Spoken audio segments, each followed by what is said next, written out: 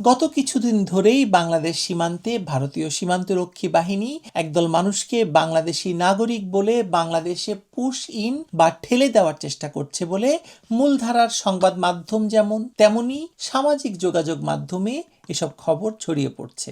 মানবেতর অবস্থায় একদল নারী, পুরুষ, শিশু, কিশোর দেশের সীমান্ত সংলগ্ন এলাকায় খোলা আকাশের নিচে দিন কাটাচ্ছে। ঝড় হচ্ছে, রোদ হচ্ছে, বৃষ্টি হচ্ছে। ভারত বলছে তারা বাংলাদেশি, বাংলাদেশ বলছে তারা বাংলাদেশি নয়। অবস্থাটা এমন পর্যায়ে চলে যাচ্ছে যে এসব পুশইনের ঘটনায় দুই দেশের সীমান্ত রক্ষীদের মধ্যে উত্তপ্ত বাক্য বিনিময়ে কখনো কখনো গুলির হুমকি পর্যন্ত দেওয়া হচ্ছে। এভাবে চলতে থাকলে পরিস্থিতি যে কোনো সময় আরও উত্তপ্ত হয়ে ওঠাটা অস্বাভাবিক নয়। বাংলাদেশ এবং ভারতে একদল মানুষ দুই দেশের মধ্যে যুদ্ধ বাঁধুক সেই স্বপ্নের আগুনে বহুদিন ধরে ঘি ঢালছে। এবার কি তাদের সেই ভয়ঙ্কর স্বপ্ন সফল হতে যাচ্ছে?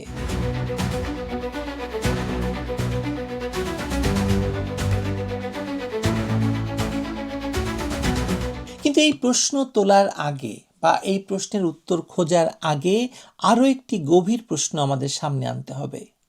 এই পুশ ইন কি শুধু একটি সীমান্ত নিরাপত্তার সমস্যা, নাকি এর পেছনে রয়েছে এই যে দুই দেশের সম্পর্কের ধারাবাহিক অবনতির এক বেদনাদায়ক পরিণতি? আমার দৃঢ় বিশ্বাস এটি আসলে দ্বিতীয়টি, এবং এই সম্পর্ক নষ্টের সূচনা হয়েছে 2024 সালের আগস্টে তথাকথিত গণ অভ্যুত্থানের নামে অবৈধ ইউনূস সরকারের ক্ষমতা দখলের মুহূর্ত থেকে। আর সেই সম্পর্ক বিনষ্টের কাফফারা দিচ্ছে আজ সীমান্তে আটকে পড়া সেই ভাগ্যাহত মানুষগুলো, যাদের ভারত বলছে বাংলাদেশি আর বাংলাদেশ বলছে তারা বাংলাদেশি নয়।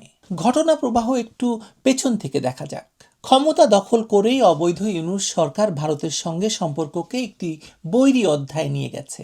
ইউনূস নিজে আন্তর্জাতিক গণমাধ্যমে ভারতের 7 সিস্টার বা উত্তর পূর্বাঞ্চলীয় রাজ্যগুলোকে নিয়ে এমন উস্কানিমূলক বক্তব্য দিয়েছেন যা কোনো দায়িত্বশীল রাষ্ট্রনায়কের কাছ থেকে প্রত্যাশিত নয়। ইউনূস রাষ্ট্রনায়ক নয়, সুদখোর মহাজন, কিন্তু তারপরেও অবৈধভাবে ক্ষমতা দখলের পর তিনি তো রাষ্ট্রনায়ক সেজে বসেছিলেন। আর তার উপদেষ্টারা, তথাকথিত গণ অভ্যুত্থানের সুবিধাভোগী নব্য রাজনৈতিক নেতৃত্ব, বারবার ভারত আক্রমণ করে 7 সিস্টার দখলের হুমকি দিয়ে জনমানসে ভারত বিরোধী আবেগকে রাজনৈতিক পুঁজি হিসেবে ব্যবহার করেছে। এমনকি একজন রাজনৈতিক নেতা তৈরি করা হয়েছিল যার নাম হাদি, তাকে দিয়ে প্রতিদিন ভারত দখল করানো হতো। সাবেক সেনা কর্মকর্তাদের রাওয়া ক্লাব থেকে বের করে এনে কলকাতা দখল করানোর হুমকি দেওয়া তো আমরা দেখিয়েছি। বাংলাদেশে ভারতীয় দূতাবাস আক্রমণের ঘটনা এর আগে কখনো শুনেছেন? কিন্তু এখানে ঘটেছে এবার জুলাই সন্ত্রাসীদের হাত ধরে গড়ে ওঠা এই রাজনৈতিক পরিবেশে যুদ্ধাপরাধী জামায়াত ইসলামী এবং তাদের ছাত্র সংগঠন ইসলামী ছাত্র শিবির এই ভারত বিরোধী উন্মাদনায় ঘৃতাহুতি দিয়েছে, কারণ ভারত বিরোধিতা তাদের মূল রাজনৈতিক মতাদর্শের সঙ্গে সঙ্গতিপূর্ণ।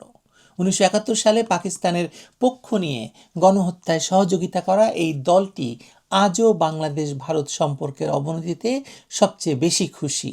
আর বিএনপি কি কম যায়? বিএনপি নিজেও তো এই ভারত বিরোধী তৎপরতায় বিরাট সৈন্য সামন্তের ভূমিকা পালন করছে। তারেক রহমানের সরকার এসেও এই ধারাবাহিকতা থেকে বের হতে পারেনি বা বের হতে চায়নি। ইউনূস সরকারের বর্ধিত এই প্রশাসন ভারতের সঙ্গে সম্পর্ক উন্নয়নের কোনো কার্যকর উদ্যোগ না নিয়ে বরং ভারত বিরোধী রাজনীতিকে আরও উস্কে দিয়েছে। কূটনৈতিক সম্পর্ক মেরামতের যে সুযোগ ছিল তা নষ্ট হয়েছে দায়িত্বহীন বক্তব্য, অপরিণামদর্শী পররাষ্ট্রনীতি এবং আভ্যন্তরীণ রাজনৈতিক স্বার্থে ভারত বিরোধিতাকে ব্যবহার করার কারণে। পাকিস্তানকে ডেকে এনে বাংলাদেশকে ভারত বিরোধী তৎপরতার উন্মুক্ত ভূমি হিসাবে খুলে দিয়ে এই পটভূমিতেই পশ্চিমবঙ্গে বিজেপির নেতৃত্বে শুভেন্দু অধিকারীর সরকার গঠনের পরপরই শুরু হয়েছে এই পুশইনের নতুন অধ্যায়। পশ্চিমবঙ্গের নতুন বিজেপি সরকারের ডিটেক্ট, ডিলিট অ্যান্ড ডিপোর্ট বা 3D নীতি একটি নির্বাচনী প্রতিশ্রুতির বাস্তবায়ন। এটা হয়তো ঠিক, কিন্তু এই নীতি বাস্তবায়নে যে নির্মমতা এবং আন্তর্জাতিক আইনের প্রতি অবজ্ঞা দেখা যাচ্ছে তার একটি বড় কারণ হলো ভারত জানে বাংলাদেশের সঙ্গে তার সম্পর্ক ইতিমধ্যেই তলানিতে গিয়ে ঠেকেছে। দুই দেশের মধ্যে কূটনৈতিক উষ্ণতা থাকলে এই ধরনের একতরফা পদক্ষেপ নেওয়া ঐতিহাসিকভাবে কঠিন হতো। দুই দেশ আলোচনার মাধ্যমে সেটা সমাধান করতে পারত। আওয়ামী লীগের শাসনামলে ভারত বাংলাদেশ সম্পর্কের যখন উষ্ণতা ছিল, তখন সীমান্তে এ ধরনের সংগঠিত এবং ব্যাপক পুশিনের ঘটনা আমরা দেখিনি।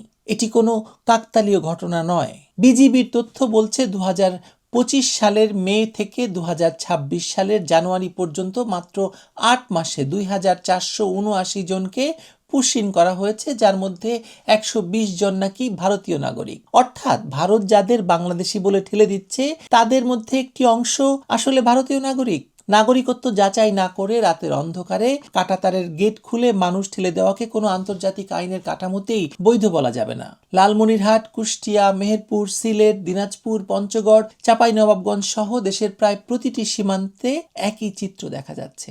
বিজিবি বাংকার তৈরি করেছে, মাইকিং করছে, সাধারণ মানুষকে লাঠিসোঁটা হাতে নামিয়েছে, নাম দিচ্ছে প্রতিরোধ। লালমনিরহাটের পাটগ্রামে গ্রামবাসীর তোপের মুখে বিএসএফকে পিছু হটতে হয়েছে। কিন্তু এই পুরো পরিস্থিতিতে সবচেয়ে বেশি যারা কষ্ট পাচ্ছে তারা হলো সেই ভাগ্যাহত মানুষগুলো যারা শূন্য রেখায় আটকে আছে। তারা কেউ কূটনীতিবিদ নয়, তারা কেউ রাজনীতিবিদ নয়, তারা সাধারণ মানুষ, যাদের কেউ কেউ হয়তো সত্যি অবৈধভাবে ভারতে বসবাস করছিলেন, আবার কেউ কেউ হয়তো ভারতীয় নাগরিক হয়েও বাংলাদেশি তকমা গায়ে সেটে সীমান্তে এসে পড়েছেন বা নিয়ে আসা হয়েছে।